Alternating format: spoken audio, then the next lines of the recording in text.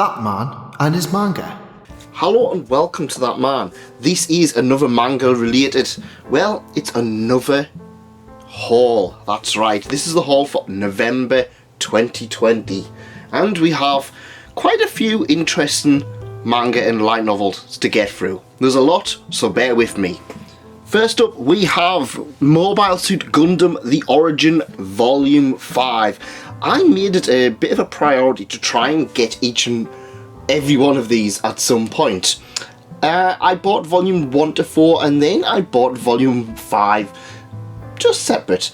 My goal is to try and get one every month. However, I haven't actually read anything beyond Volume 1, so I really need to get onto that. It's a fantastic looking volume.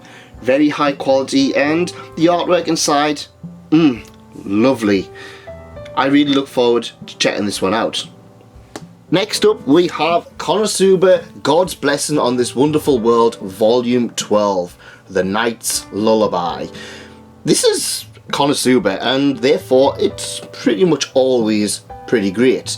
This is a very darkness-centric volume, as to be expected from the cover, and yeah, as always, it's a good one. There's a lot of interesting developments going on between the dynamic of the characters, and I'm really looking forward to seeing how this all plays out.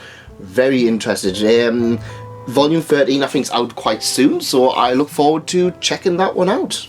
Next up we have Heterogenea Linguistico. Try saying that when you're drunk. An introduction to interspecies linguistics. This is probably the most unique manga I've read in a long time. While I've got a lot of series that are just straight up fantasy or Monster Girl series, this involves the art of conversation, the art of communication between different species. Every species, such as a slime or a werewolf or even a lizard person, has different ways of communicating. And this young researcher and his small adorable companion are on their way to try and bridge the gap between species. It's quite interesting. It's not going to be for everybody. There's no action. It's literally just people trying to communicate with each other. And it's not going to be for everybody, but personally, I really enjoyed what I got out of this. And if you want something a little bit different in your collection, I would recommend checking this one out. Next up we have Volume 9 of That Time I Got Reincarnated as a Slime. Always a pleasure to see this one whenever I pick up a haul. I've not read it yet, I've not had the chance to, but based on Volume 8, this is going to be essentially part 2 of this particular arc that they're currently on. And it's one that I'm really looking forward to seeing more of, because last time it was more a build-up. I'm expecting this to be the payoff. I haven't had a chance to read it yet. Slime for me is always one that I kind of put to the back burner, because when I read it I always want the next volume, so I try to hold off a little bit until the next volume is due to come out. But yeah, it's always a good one when I do read it. Next up is the always fantastic So I'm a Spider, So What, Volume 10. It's getting very difficult to talk about this one without giving huge massive spoilers, and this one is no exception. However, if you do enjoy the twists and turns this series has managed to pull out, you're going to enjoy this one, because man, the Volume 9 ended on a huge cliffhanger, and Volume 10 is just continuing that. If you're interested in the series, I did do a video on it, so go check that one out at some point, but it's 100% worth your time. Right, next up is from Akira Hiramoto. It is Raw Hero Volume 3. That's right, the creator of Prison School. I really like this series, and I recently found out that it was unfortunately cancelled, and I hate when that happens. This has actually happened with another series. I believe that Yoshino whatever I picked up last month, that's only got 2 volumes, and I think that was also cancelled. But I'm really enjoying Raw Hero. It's the nice amount of ecchi and lewdness that you would expect from the creator of Prison School, and it's just a lot of fun. If you like Prison School, I would recommend checking this one out, because you're probably going to have a decent enough time with it. Next up is another series that is pretty much long running for me now. It's Himoto Umaru-chan, Volume 11. So we actually only have a few volumes of this left, I believe. Volume 12 is the last one of Umaru-chan, and I believe there's 1 or 2 volumes in the spin-off series, which it does look like 7 Seas have actually picked up. So that's going to be labelled as Volume 13 and so on. I can't remember if there's only 1 or 2, but as always, this is just a fun series, and I always try to prioritise reading this whenever it does appear, because it is a whole lot of fun. Prizes to be won. It's a wheel racky, that's Funhouse. But yeah, Umaru-chan, if you are enjoying it so far, it's always good. I like the development between the characters. It really feels like Umaru, who's grown up from being that bratty little kid that she first appeared, but we still have a lot of stuff which kind of retains her into that aspect. Next up is a series that I've been recommended a few times over the last few years, and it's one that I really enjoyed when I first picked it up. Shout out to Amelia Watson for finally convincing me to pick this one up. It is Girls Last Tour Volume 1, and I also picked up Volume 2. I've only read Volume 1 so far, but oh my god, this is an absolute fantastic series about 2 girls who are surviving at the end of the world, I suppose. There's a lot more to it that I don't really want to get bogged down to in here, but the hype was real. It is certainly one that I was really happy that I eventually managed to pick up, and expect a full-on video on this once I've caught up with it, because yeah, I think next month I'm going to pick up volumes 3 to 6 and finish this one off, because my god, this is a really good series. A series that I picked up last month was Nurse Hitomi's Monster Infirmary. I picked up volumes 1 to 5, and since then I've picked up volume 6, volume 7, volume 8, and volume 9. To be honest, this was a series that I could just keep getting good deals on. It's pretty unknown when it comes to Monster Girls, but it's one that I would 100% recommend. Like I said last time, it's kind of like the My Hero Academia Recovery Girl spin-off, where it's more about the students and their quirks and how each of them are a unique person rather than being used to attack villains and weaponizing the students. It's rather unique, and I would really recommend checking it out if you like Monster Girls and if you want something a little bit more heartwarming than pure ecchi. Also, if you like eyeballs, you're going to get a lot of content out of this if you really like eyeballs. Another series that I've been really excited to pick up, and I was put off for quite some time, was New Game! Now, I picked up volume 1 of New Game just after my last haul, so I believe I didn't cover it. However, since then I went and picked up volumes 2, 3, and 4. As you can probably imagine with this haul, it's very much content that where I've bought a few volumes of the same series rather than just 1 or 2 volumes. And you know what, New Game is a really good series. It's a signing about cute girls doing things, as with most signing series. And this one is about cute girls making a video game. It's a 4-comer story, or 4-comer manga even, and you know what, it's very heartwarming, it's very relaxing, and I just really like it. It feels very Yuri from the covers. There's some hinted stuff in there, but it's not really a Yuri series. It's just like I said, it's just a cute girls doing cute things thing. And if you do like cute girls doing cute things, I would recommend checking this one out. I'm really looking forward to covering this one on a larger scale, which again, much like Girls Last Tour, I'm kind of tempted to do once I'm at least caught up with the series.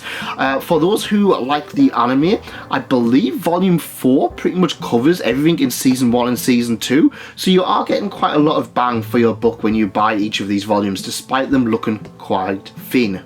Next up is a series that I have covered multiple times, but it has been a long time since the last time I covered it. This is finally Volume 5 of Precarious Woman Executive Miss Black General. It's been a long time since Volume 4, and yeah, I really like this series. I feel like it's a really how shall we say, underrated one.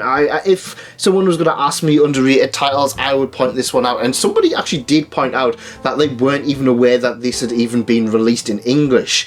Even 7 Seas don't seem to really hype up this series, which is a huge shame because honestly I really love it, and I'm considering doing a further video on it because I did do this, I think, when it very first came out, and a lot of people seem to like that, but I do really want to go back and cover this one yet again because yeah, it's another fun series. It's a bit ecchi, it's a bit lewd, but it's one you're going to have a lot of fun time with, especially if you like superheroes. Next up is a series that I have already covered previously, and this is Rascal Does Not Dream of Bunny Girl Senpai. I also picked up Volume 3, Rascal Does Not Dream of Logical Witch. Now, when I first covered Rascal Does Not Dream of Bunny Girl Senpai, I covered the digital version, and since then I've been picking it up physically because it's a series that I absolutely love. I probably should have just bought it physically, but hey, this means the creator or the publisher gets my money twice, at least for Volume 1. And it's a fantastic series. If you like your Monogatari series, and if you like the series, the anime itself, you're gonna have a good time. So one thing I need to point out is this seems to confuse a lot of people.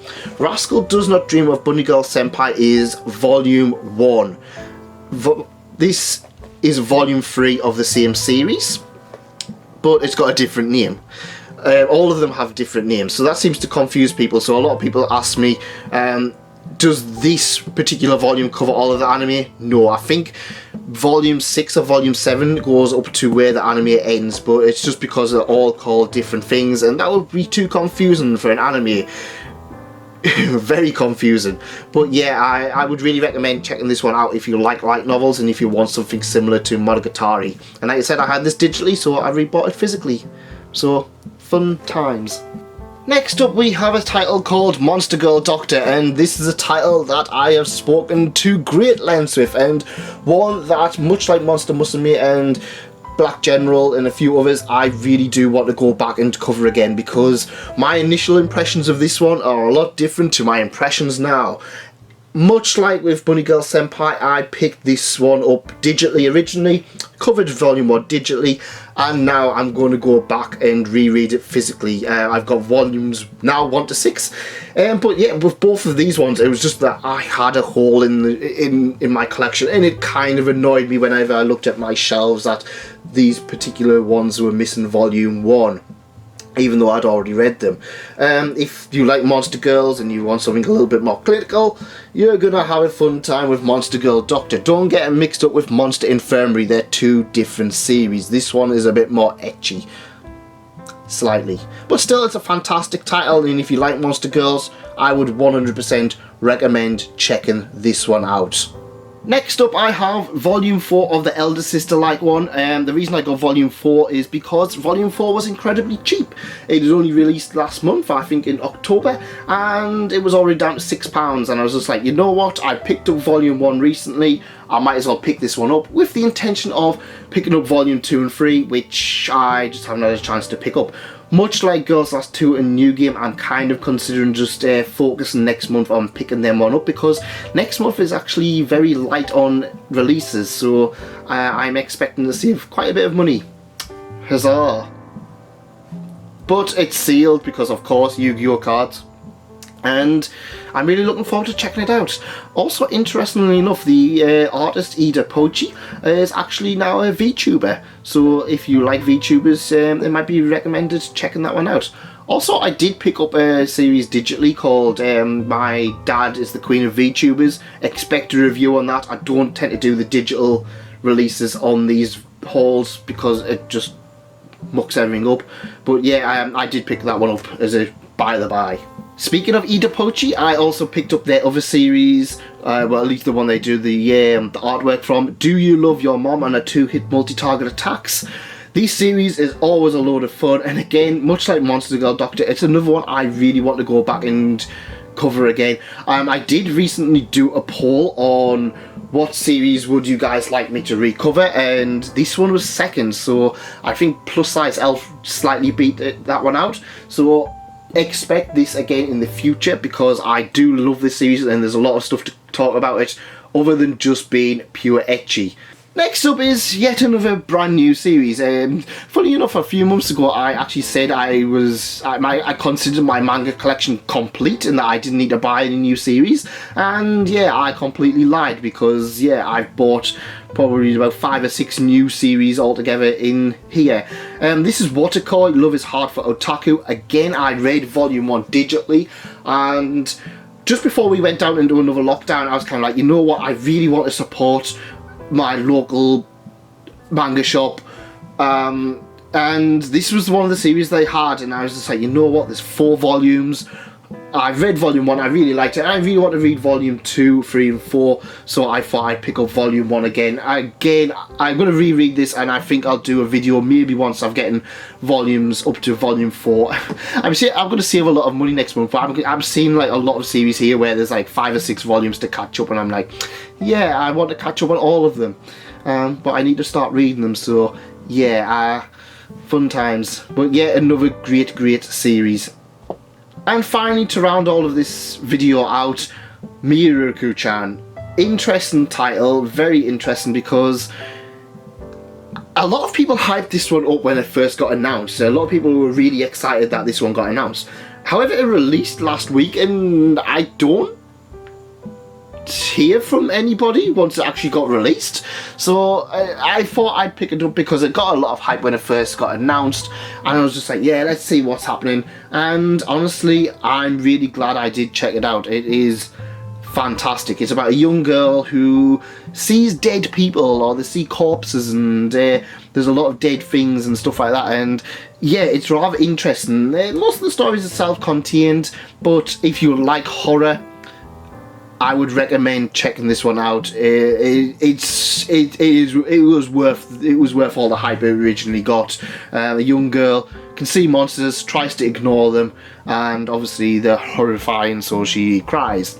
Yeah, that's a bit of a synopsis, but it's worth checking out, especially if you like the early stages of titles such as Yu Yu Hakusho, Bleach, where it was about seeing dead things.